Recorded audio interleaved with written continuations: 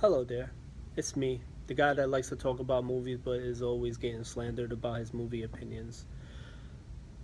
Different than reviews, what I'm gonna do is give you news of the week and what's going on, and we're gonna start off with Star Wars Rogue One, a Star Wars story, and the reviews that have been coming out. The premiere happened in LA this Saturday. A lot of people are seeing it.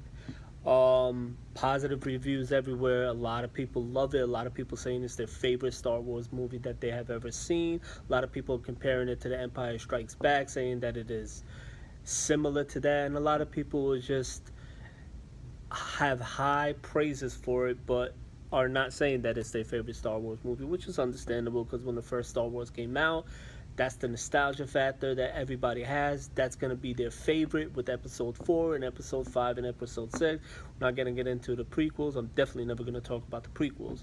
But with the hype that they have for The Force Awakens and when it came back, it was just the joy of getting your favorite Star Wars again, the movies that you loved without having to worry about the prequels. And it's the same way with how they started the movie. We're saying this will start to make sense and change everything. This will be how everything changes. Um, so a lot of high praises. I can't wait. I've seen it. I want to see it again. I just can't wait to see it again. Now, also, new news are coming out that James Wan, who is directing Aquaman, they have just casted Patrick Wilson to be the antagonist and play the main villain in the Aquaman movie opposite Jason Momoa. Now, Patrick Wilson is known to working with James Wan, which is why I think this fits perfectly, and it's kind of cool to see Patrick Wilson in a villainous role. But Patrick Wilson was in the first Conjuring and Conjuring 2 as well, directed by James Wan, and I think this is going to be a great fit. We have a while till we get Aquaman, but I think this is really, really great. Another interesting story on the filming of Blade Runner 2049, while shooting a scene, Harrison Ford punches Ryan Gosling in the face. I tend to think that's funny, but that's just me. Also, today they revealed a new, the first actual teaser poster for the new Christopher Nolan movie Dunkirk, and it just shows you the whole scope of the World War II action thriller that we're gonna get. Anytime Christopher Nolan releases a movie, it's just an event. His name alone sells the movie.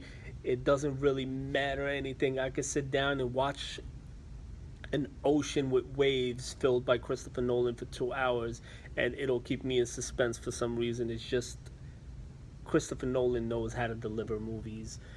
I have not seen a movie that I did not like from Christopher Nolan. We could talk about Inception, which is a great movie. We could talk about Interstellar, which is one of my favorite movies. We could talk about the Dark Knight trilogies that he did, and possibly the best comic book movie ever, The Dark Knight. We could talk about Insomnia. I mean, we could talk about Memento. A lot of movies that he's done, but I'm very, very excited for this, to see him tackle a World War movie. I think it's going to be great.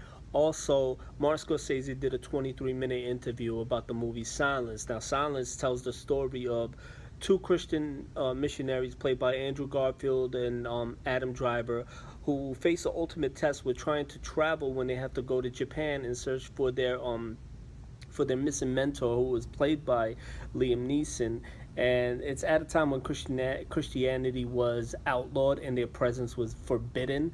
I've heard a lot of great things about this movie. It's a different kind of movie from Martin Scorsese, but I've heard a lot of Oscar buzz coming from this movie, and I think between Hacksaw Ridge and between this movie, Andrew Garfield is going to get nominated for an Oscar, and I think he has a great chance of winning, but he has to beat out Ryan Gosling in La La Land, and that's going to be tough. And he also has to beat out Casey Affleck from the movie Manchester by the Sea.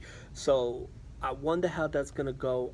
I'm leaning towards Casey Affleck because I think that performance was so good in how he played it. I loved Ryan Gosling in La La Land. I loved that movie, and I think a lot of movies that have come out that has been in limited releases. La La Land is out right now, which I highly recommend to go see.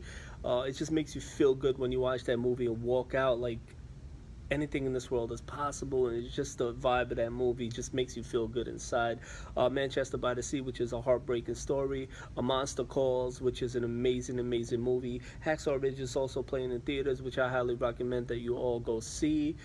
Great movie. My review is up on the channel for that.